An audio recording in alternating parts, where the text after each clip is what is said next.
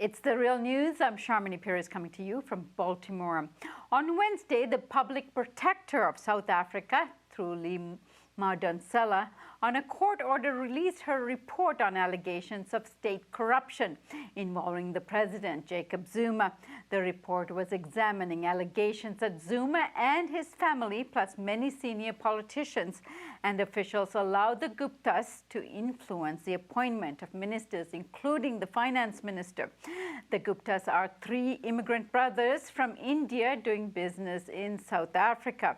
The public prosecutor's report recommends that Zuma appoint within 30 days a commission of inquiry headed by a judge solely selected by the Chief Justice of the Constitutional Court. Now joining us to talk about the report and the mounting pressure on Zuma to resign is Patrick Bond. Patrick is professor of political economy at Wits University and co-author of the 2014 book, South Africa, The Present as History. Good to have you with us, Patrick. Great to be back with you, Sharmini. Patrick, first of all, let's look into what the report is saying, the report titled State of Capture, and what is so incriminating in the report that has pushed many of those who supported Zuma in the past, including many historic and present leadership of the ANC, to finally throw in the towel and demand Zuma's resignation. Well, Sharmini, this is a fantastic moment to consider how corporations influence states, and in particular company Sahara and a mining house connected to it, Oak Bay, how these companies, and particularly three brothers, the Gupta brothers, influenced Jacob Zuma, his family, and several politicians, including two very prominent cabinet ministers, the mining minister and the local government minister.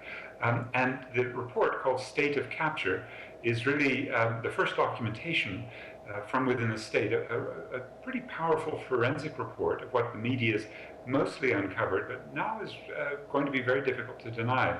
Namely, that the Gupta family were instrumental in trying to fire the finance minister, successfully firing him last December. That was Nhlanhla Nene, replacing him with their mate, whose name was Des Van Rooyen, which then in turn caused a massive financial crisis, and banks intervened and forced Jacob Zuma, the president, to appoint Pravin Gordhan. And Gordhan, as a result, the current finance minister, has been under extreme pressure. And one of the major defeats for Jacob Zuma this week, in addition to this report now becoming public, is that Gordhan, who promotes, as does Lima Donsela, sort of a good governance rhetoric, a civil and political rights and freedoms, not necessarily socioeconomic justice, but they have basically held the fort against the corruption said to be infecting the entire Zuma government and the African National Congress, South Africa's ruling party. And now there are more details of how the manipulations occurred, including in the major electricity parastatal, where this mining house is hoping to benefit from its uranium for a huge $100 billion nuclear spend, and also for a major coal company that was acquired last year. And all of these are the subjects of enormous controversy, with now forensic evidence of the phone calls, of many interviews that reveal how this happens. A very important event for South Africa to have this report in hand. Right. So give us a sense of who are the official opposition parties in Parliament of South Africa, who are obviously at this point now calling for the resignation of Zuma. The political framework and many shifts in power occurred in the last election that was held there. Give us a sense of how who are they and how are they reacting to what is in the report? Yes, there's a fluid political situation, because the critical force is whether the ANC can hold together as the big tent and still draw everybody in, or whether it fractures again. At this point, the two main opposition parties, the Democratic Alliance, a center-right party endorsing neoliberal economic policies, and the Economic Freedom Fighters, a radical party, which is committed to, as they put it, Marxist-Leninist Fanonian politics. And those two have combined occasionally for tactical reasons, including to get rid of the ANC rule in several of the largest cities, Johannesburg and Pretoria and Port Elizabeth, three big metropolitan areas that shifted power away from the ANC in the election about 3 months ago. And it's in that sense that there's a sort of a momentum to potentially dislodge the ANC from actually running South Africa in the 2019 elections as these two parties from the two different directions begin to pull off ANC supporters. And yes, they are definitely calling very openly now for Jacob Zuma's resignation. And indeed, the parties actually had three big protest marches, along with a Save South Africa Civil Society coalition yesterday in Pretoria, the capital. And there was a sea of red, especially the economic freedom fighters, marching in the center of town, marching to President Zuma's union building offices. Now, Zuma's taken yesterday and tomorrow in Zimbabwe to meet with Robert Mugabe. Mugabe is the par excellence survivor of these kind of challenges to his nationalist rule. So I think we'll be seeing Jacob Zuma very much trying to hang on to power in a context where not just political parties, but others in civil society are really protesting at a very, very high rate at the moment. And on Wednesday, Patrick, we saw several large demonstrations in the capital city of Pretoria, all demanding that Zuma resign. But from different perspectives, tell us about who they were that were participating in mounting these demonstrations. Well, these two big opposition parties, the DA, Democratic Alliance, which is probably going to get in the region of 35 to 40% just outright in a coming election, and the Economic Freedom Fighters, which in the last election got 8% and could go well into double digits from the left. So they predictably are calling for a kind of politics of transition, and that the ANC pull its house in order and get rid of President Jacob Zuma. This was done once before. In 2008, Thabo Mbeki was basically redeployed and moved out of the presidency by the ruling party, by its national executive. But the difference is that at that point, Mbeki had lost most of his own henchmen within that party. They had been defeated in the prior party election, and I think Jacob Zuma can still hang on. His National Executive Committee and National Working Committee still very strongly pro-Zuma. And there's also a very strong ethnic bloc from the Zulu people, from which Jacob Zuma comes, and from neighboring provinces, Mpumalanga, Limpopo, Free State Northwest, where Jacob Zuma still has very strong support from the local leadership.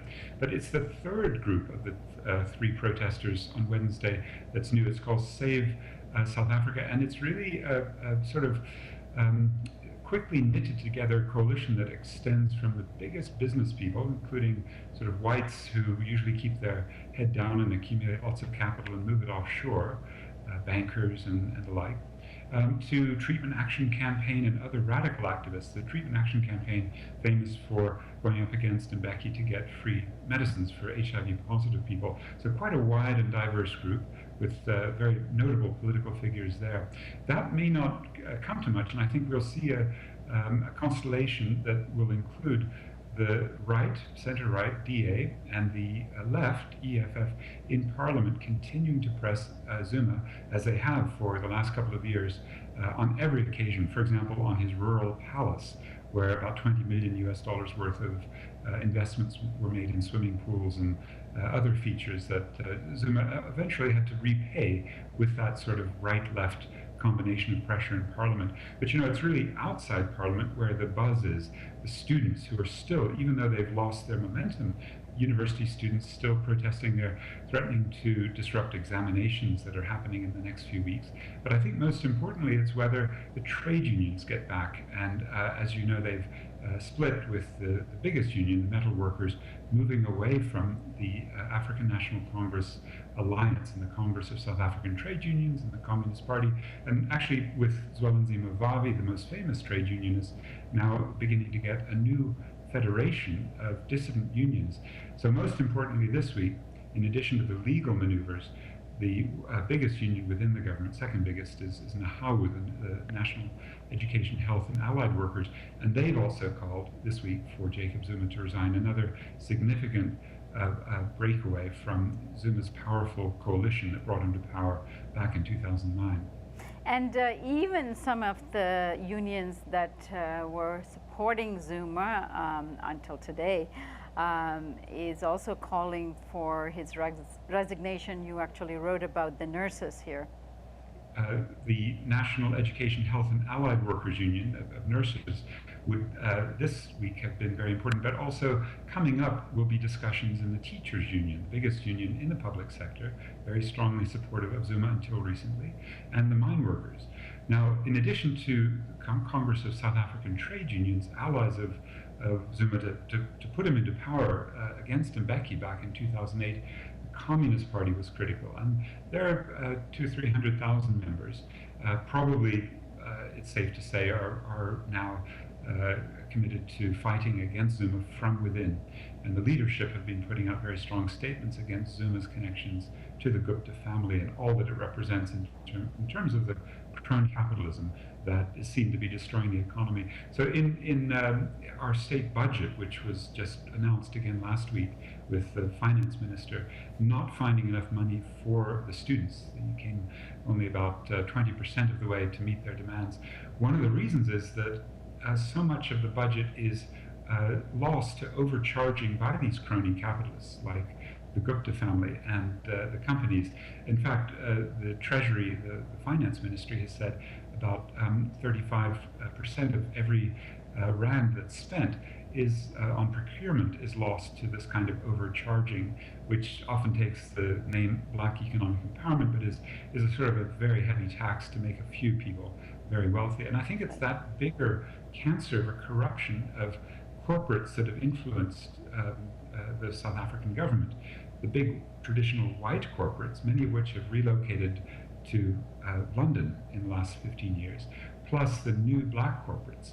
And it's that combination, in a way, that this important report, The State of Capture by Thuli Madonsela, hints, although it doesn't say, would be the follow-up critique of how a government like South Africa's, Nelson Mandela's African National Congress, can be co-opted and turned to private profiteering and corruption. Right, and Patrick, this isn't the first set of allegations against Zuma. He's been fraught with various allegations of corruption throughout his leadership. So what do you think he's going to do over the next little while in terms of the outcome of this report? Unless there's some deal that gives him an amnesty that he finds acceptable, unless he's completely worn out by these battles, which I don't think, he'll keep fighting, and he is a survivor. And so his immediate tactic will be to call into question this report by putting it on administrative review, and that'll take a few weeks to work through, and it'll probably not stop the recommendation, which is a commission by the judiciary. And don't forget, this is the public protector, the ombuds, who a few weeks ago was actually codified as when she makes a recommendation, it is binding, so you can't really avoid that commission. But what this would mean for the 2017 Electoral Congress is that the counts of corruption against Jacob Zuma, including 783 counts that were postponed for consideration, related to the arms deal, his role with a French company in taking a bribe to protect the French company's interests in selling arms to South Africa 15 years ago. What that would mean is that he would have much less power to choose his successor. His successor might be his ex-wife, the current outgoing chairperson of the African Union, Nkosazana Dlamini Zuma, with whom he has 4 daughters, and it's said, well, that would be protection against him being put in jail.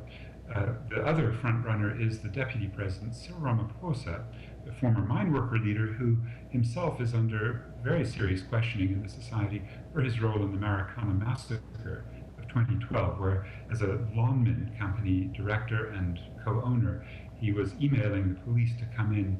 24 hours later, 34 mine workers were shot dead. It's the kind of election we look forward to, much like you're facing in the United States, where these aren't necessarily the very best candidates out there. All right, lot to consume there. I thank you so much, Patrick, for your information, analysis, and I look forward to having you back very soon. Thanks, Sharmini. And thank you for joining us on the Real News Network.